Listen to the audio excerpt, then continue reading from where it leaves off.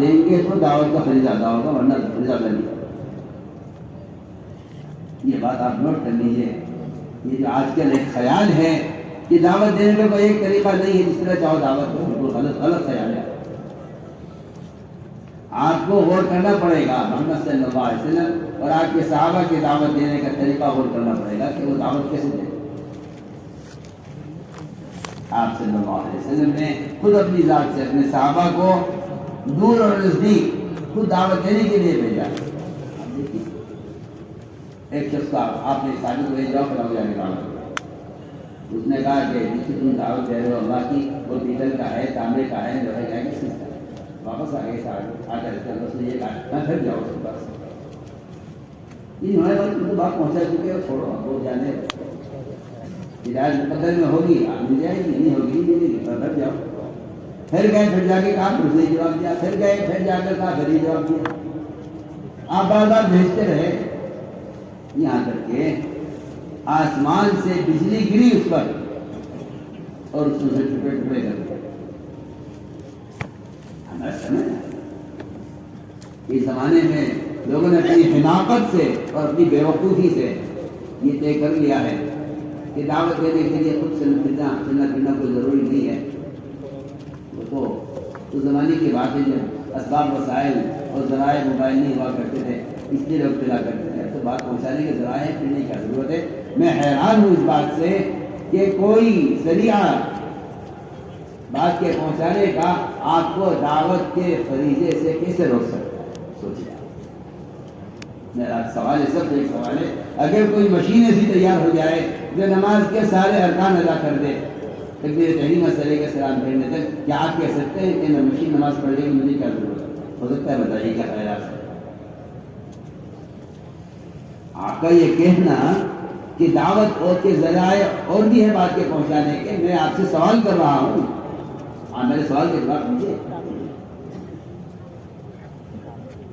اگر کوئی ایسی مشین تیار ہو جائے جو نماز کے سارے فرائض ادا کرے، اور کوئی مشکل نہیں، آج کل کے زمانے میں ٹیکنالوجی ترقی کر رہی ہے، اگر وہ ایک ایسی مشین بنا دیں جو رکوع بھی کرے، سجدہ بھی صحیح کرے، اس میں سے قرات کی آواز بھی آئے اور تسبیحات بھی پوری کرے، سب کچھ کرے، بتائیے آپ کہہ سکتے ہیں کہ ہاں نماز ادا ہو گئی، میں نے اس مشین کے ذریعے نماز پڑھی؟ نہیں، آپ کے بدن کا استعمال نہ مانگے، ہم کہتے ہیں آپ کے بدن کا استعمال نہ میرے، یہ سب سے بنیادی فریضہ ہے۔ اور میں صاف کہہ دیتا ہوں آپ سے، اور یہ بات آپ نوٹ کیجیے گا اور یہ بات آپ یاد رکھیے گا کہ خود دعوت دیے بغیر ایمان کی تکمیل نہیں ہے۔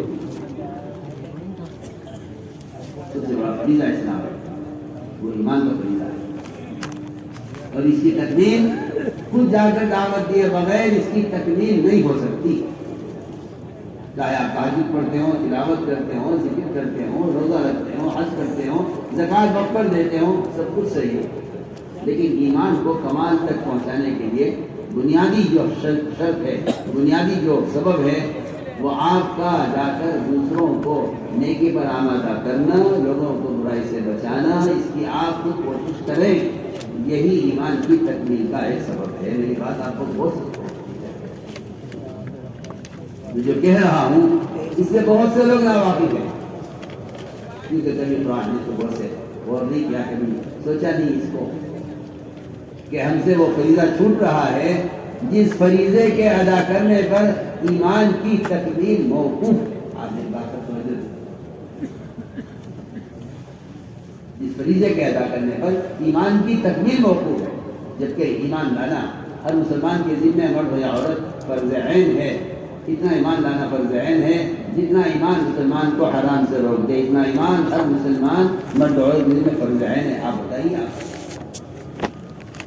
مسلمان سود کھا رہا ہے، جھوٹ بول رہا ہے، غیبت کر رہا ہے، نماز ضائع کر رہا ہے، کہ اتنا ایمان سیدھا ہر مسلمان کے ذمہ فرض عین ہے جتنا ایمان اس کو حرام سے روک دے۔ سوال اس بات کا ہے کہ پھر ایمان کی تکمیل کیسے؟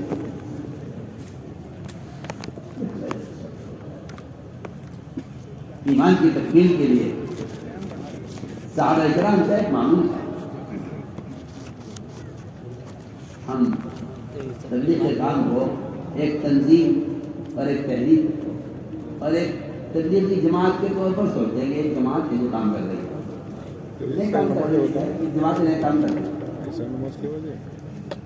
یہ سوچ بہت سچی سوچ ہے،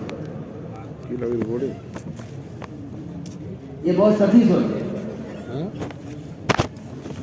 اصل بات یہ تھی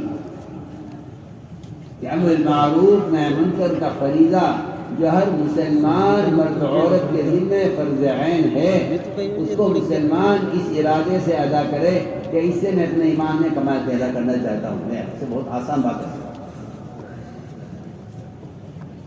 ہر مسلمان آپ بیٹھ کو تبلیغی جماعت کا کام سمجھیں، میں حیران نہیں ہوں۔ آپ بیٹھ کو تبلیغی جماعت کا کام سمجھیں، آپ مسجد میں لا کر ایمان گھروں میں لوگوں کو جوڑنے کو تبلیغ جماعت کی تنظیم اور تحریک سمجھیں، یہ آپ کی بہت ناسمجھی ہے، یہ آپ کا بالکل غلط ہے۔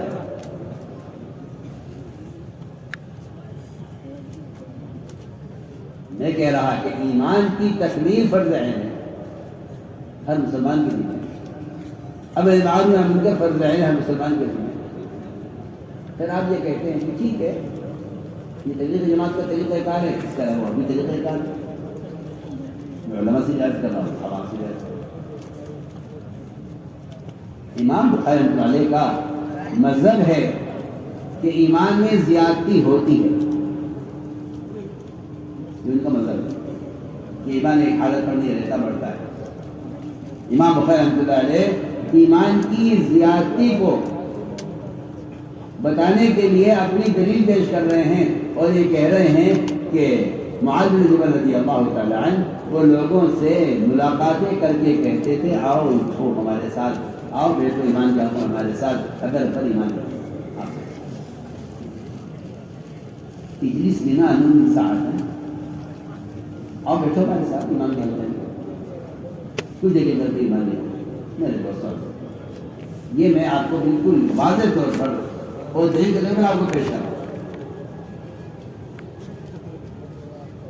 جب ایک مسلمان کسی جماعت کو پیش کرتے ہوئے دیکھتا ہے تو یہ سوچتا ہے کہ یہ تبلیغی جماعت کے لوگ ہیں جو یہ اپنی ایک تحریکی کام کر رہے ہیں۔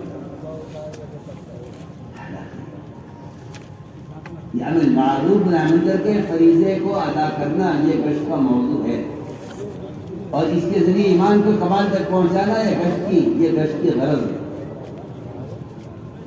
یہ غرض ہماری ہے۔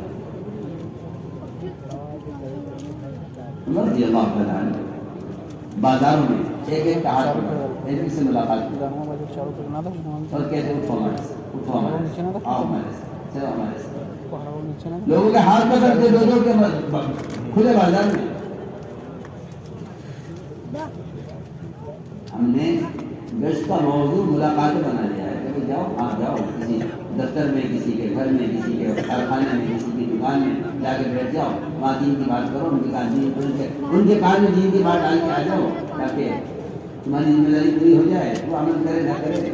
میں حیران ہوں آپ کی اس گشت سے، اور میں حیران ہوں آپ کی سوچ سے، جبکہ گشت کا مقصد یہ ہے، آپ میری بات کو توجہ دینا ذرا، گشت کا مقصد یہ ہے کہ ایک آدمی کسی کنویں میں، کسی گڑھے میں گر گیا ہے، اگر آپ اس کو نکلنے کی ترغیب دے کر آ جائیں، کیا خیالات اس کی جان بچ جائے گی؟ بولیے، ایک آدمی کسی گڑھے میں گر گیا، کسی کنویں میں گر گیا، آپ اس کنویں پر جائیں، اس گڑھے پر کھڑے ہو کر اس کو نکلنے کی ترغیب دے کر آ جائیں، بتائیے کیا اس کی جان بچ جائے گی؟ کیا خیال ہے؟ بنیادی بات کیا ہے؟ گشت کا موضوع ہے کہ یہاں سے آپ اٹھیے، ہمارے ساتھ چلیے، ہمارے ساتھ آئیے، خود بنا اس بنا دار بنا، یہ بات صاحب کرام کے گشت بڑا نہیں کرتا ہوں۔ آپ اس کو 70-80 90 سال پہلے کام سمجھتے ہیں، کیا نہیں شروع ہوا ہے سے کھل کر کے۔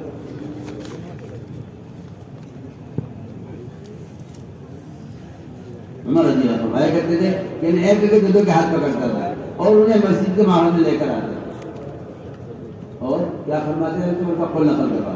فرماتے تھے یہ کام میں اس لیے کرتا تھا تاکہ میرے ایمان میں زیادتی ہو. بتائیے آپ، عمر جیسے آدمی اپنے ایمان کی تکمیل کے لیے مسجد کے اطراف میں لوگوں کے ہاتھ پکڑ پکڑ کے مسجد میں لا رہا ہے، تو میرے آپ کے ایمان کا کیا حال ہے؟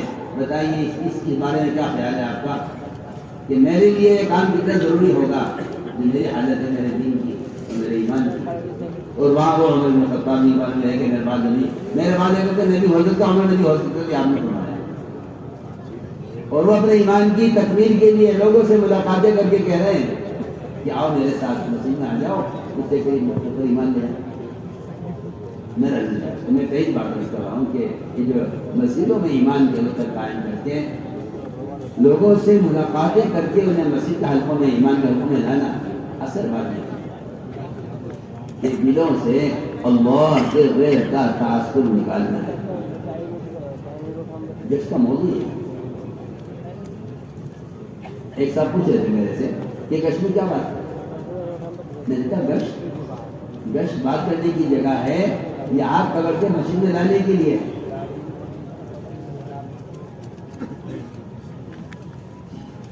ایک آدمی ڈوب رہا ہے، ایک آدمی ڈوب رہا ہے، ایک آدمی گڑے میں گرا ہوا. میں ایک واقعہ کرتا ہوں.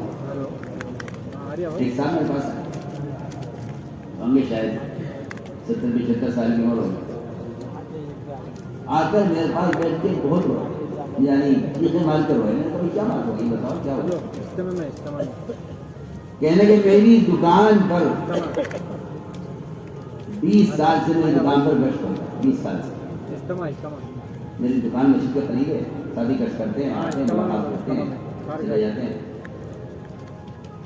لیکن ابھی چند دن پہلے ایک جماعت آئی گشت میں، انہوں نے مجھ سے کہا کہ اگر آپ ہمارے ساتھ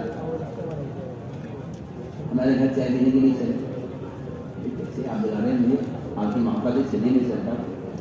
انہوں نے کہا کہ آپ تیار ہو گئے میرے گھر کے نام سے، اگر میں آپ کو اللہ کے گھر کے نام سے لے چلوں تو کہتے ہیں مجھے آپ کو شرم آئی کہ ایک آدمی کے گھر کے لیے میں تیار ہو گیا، اللہ کے گھر کے لیے میں تیار نہ ہوں.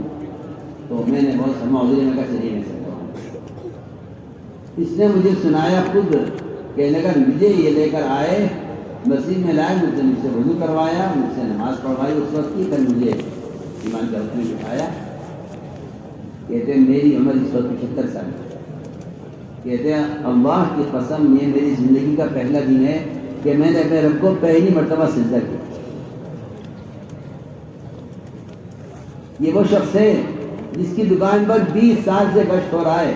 وہ بھی سمجھتا ہے دین کی بات سننا دین ہے، یہ بھی سمجھتے ہیں دین کی بات پہنچانا تبلیغ ہے. تو حیران ہوں ایک لوگ، میں تو آپ سے سب سے کہہ رہا ہوں، میں تو حیران ہوں آپ کے اس طریقہ کار سے میں حیران ہوں.